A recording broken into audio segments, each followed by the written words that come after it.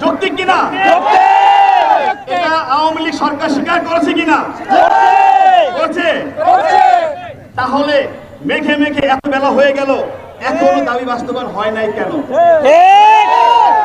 আমাদের এক ভাই বললেন 2012 সাল থেকে আন্দোলন করছেন। আমি যখন বাংলাদেশ ছাত্রলীগের সাধারণ সম্পাদক 2019 সালে ফেব্রুয়ারি মাসে একটি প্রতিনিধি দল আপনাদের পক্ষ থেকে এই বয়স বাড়ানো 35-35 দাবি যারা আন্দোলন করছেন আমার কাছে যান। এদের কথা শুনে আমার কাছে মনে হয়েছে এই দাবিটা শতভাগ যৌক্তিক। সঙ্গে সঙ্গে আমি বাংলাদেশ ছাত্রলীগের পক্ষ থেকে, আমার ব্যক্তিগত পক্ষ থেকে আমি একাত্মতা ঘোষণা করেছি।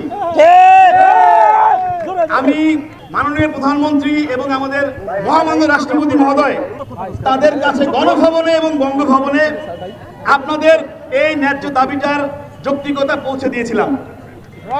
মহামান্য রাষ্ট্রপতি তখন 2 দিনের ব্যবধানে আমাকে সহ 5 জনের প্রতিনিধি দল, আমি সহ আপনাদের এই চাকরি প্রার্থী 35-এর জন্য 5 জন ঠিক করে দিয়েছিলেন। আমরা 6 জন মহামান্য রাষ্ট্রপতির সঙ্গে দেখা করি। আমি নিয়ে যাই এবং তাকে যখন আমরা এই যৌক্তিকতা ঘোষণা সক্ষম হই, তিনি সঙ্গে সঙ্গে নৈতিক সমর্থন দেন, দিয়ে বলেন মাননীয় প্রধানমন্ত্রীর সঙ্গে আলোচনা করে শীঘ্রই জানানো হবে।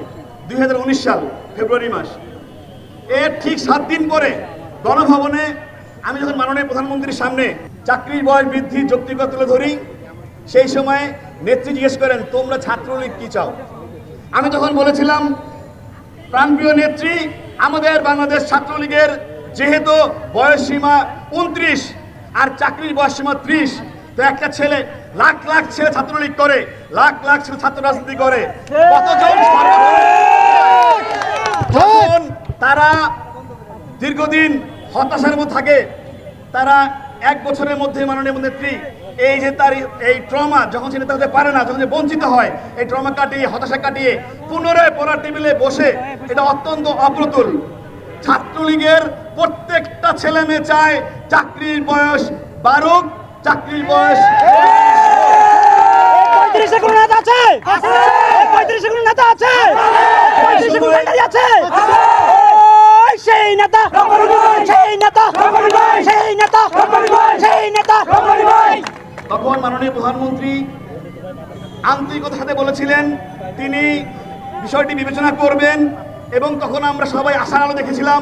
এবং ওই সময়ে কিন্তু আমাদের বর্তমান বাংলাদেশ আওয়ামী লীগের সাধারণ সম্পাদক মাননীয় মন্ত্রী জননেতা ওবায়দুল কাদের, তিনি কিন্তু বলেছিলেন যে 1 মাসের মধ্যে একটি পজিটিভ নিউজ আসছে ইনশাআল্লাহ।